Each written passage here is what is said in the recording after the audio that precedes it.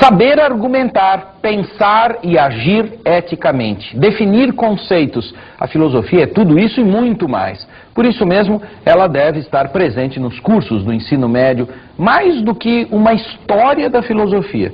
Se um de seus princípios é a dúvida, eu quero saber agora como esse material pode ser transformado num projeto interdisciplinar.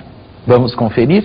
Nós vamos começar pela história. E não é pela história da filosofia não é, Fernando? Não é pela história da filosofia. Talvez um pouco pela história da educação. Porque uma das melhores ideias que veio ao grupo depois de assistir o vídeo é que a nossa escola, ela é muito ensina demais a responder. O professor é especialista em ensinar o aluno a responder algumas perguntas que ele já fez. Uma das coisas que nós pensamos é, vamos inverter um pouco. Vamos ensinar a perguntar? Vamos tentar conversar, professores, com nossos alunos, para que eles saibam fazer boas perguntas, para que eles se movam em direção à curiosidade, para que eles tenham dúvidas, para que eles encasquetem com alguma coisa e pensem muito seriamente sobre isso, sabe? Sobre o que é ter dúvidas. Para que a gente precisa dessas dúvidas para satisfazer a nossa curiosidade, como atiçar a nossa curiosidade. Muito do nosso projeto de hoje vai nesse sentido.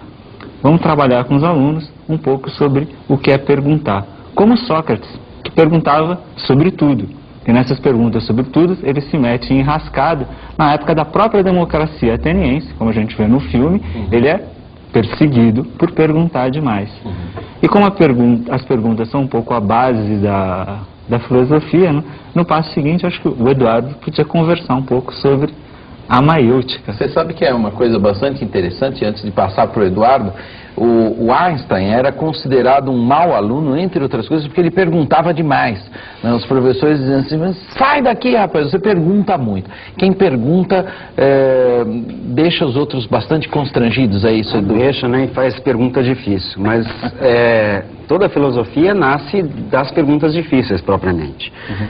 E a nossa intenção é começar mesmo a instigar os alunos a cada vez mais perguntar, né? Para quem a gente vendo o documentário, tem uma passagem que é uma dramatização do Sócrates dialogando com Trasímaco, né?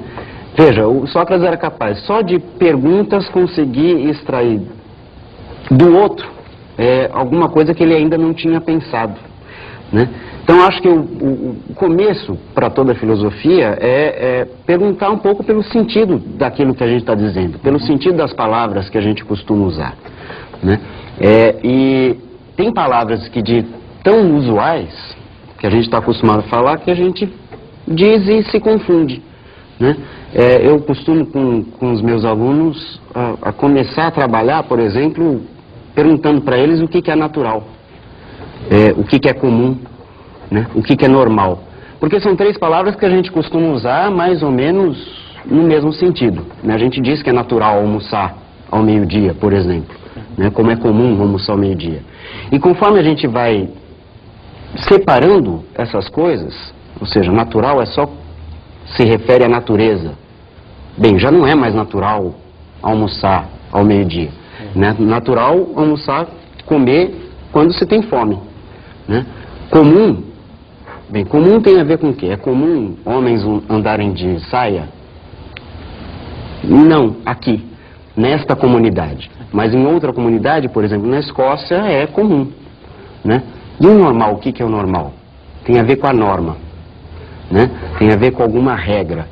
E veja, isso para os alunos, você pode trabalhar com exemplos assim, é natural os alunos conversarem durante a aula? Ou é comum? Mas, ainda que seja comum, não pode ser normal, enquanto o professor, estiver falando. E eles passam a pensar um pouco mais assim, que palavra é que eu devo usar? Né? Já é um bom começo, um bom exercício de filosofia esse. É verdade. E antes que os escoceses fiquem ofendidos, né? Quando a gente está falando de saia, aqui nós estamos falando o popular kilt, né? Que é uma roupa tradicional, né? E que não significa que os homens estão simplesmente aderindo às saias. Apesar de que isso faz parte da moda, né? Recentemente, alguns homens estavam mesmo se vestindo com saias, mesmo por aqui, né? O que também não muda absolutamente absolutamente nada, né? Muda sim esse próprio conceito de normalidade, o que é normal e o que não é normal. Aliás, normal é perpendicular também à superfície, né? Quer dizer, isso já traz aqui uma interdisciplinaridade forçadíssima, na verdade, por causa dessa brincadeira com a matemática. Mas é certo que a matemática está bem presente também nesse problema, né? Nessa questão. Então, Valmir, você sabe que essa ideia que o Eduardo está trazendo das perguntas difíceis, né? A matemática tem muita pergunta difícil e que muitas vezes, assim, no trabalho ali de sala de aula de algum tema, a gente até acaba não percebendo toda a dificuldade, a engenhosidade que pode estar por trás de um determinado conceito, né? A ideia do infinito, por exemplo, é uma ideia fabulosa para se trazer para a sala de aula e discutir com uma profundidade um pouquinho maior, né? Então, por exemplo, uma situação clássica de matéria, de conteúdo de aula, que é a de discutir os racionais, os números racionais e suas representações decimais, né? Então, o professor normalmente faz a passagem das dízimas periódicas para as razões, né? Para as frações. Essa passagem, ela é feita igualando uma dízima periódica a x, multiplicando por 10 dos dois lados da igualdade e subtraindo membro a membro, o que faz com que desapareça o período, né, os números que se repetem depois da vírgula. Mas para desaparecer esse período, você tem que assumir, por exemplo, que dados dois conjuntos infinitos, mas um tendo um elemento a menos que o outro, os dois conjuntos continuam com infinitos elementos. Porque essas casas depois da vírgula, quando você multiplicou por 10, você tirou uma casa da vírgula. E você está subtraindo, então, dois conjuntos com infinitos elementos, mais um deles com um elemento a menos. Ideias como essa sobre o infinito podem ser muito exploradas dentro da sala de aula. Essa questão de fazer perguntas é fundamental, é essencial. E eu acho que todo o trabalho está sendo feito nessa direção. E daqui a pouquinho nós vamos mostrar outras perguntas importantes que são feitas aqui em História, em Filosofia e em Matemática. Mas como que eles chegaram a esse trabalho? Vamos conferir? É natural que a gente almoce meio-dia? Ou é comum? Ou é normal? Aquelas brincadeiras que a gente faz da foto, sabe? De tirar uma foto assim com o cara lá atrás, para dar a impressão que ele está na palma da sua mão. Quer dizer, isso é verdade ou é mentira? Né? O que é infinito? É possível operar com o infinito, né?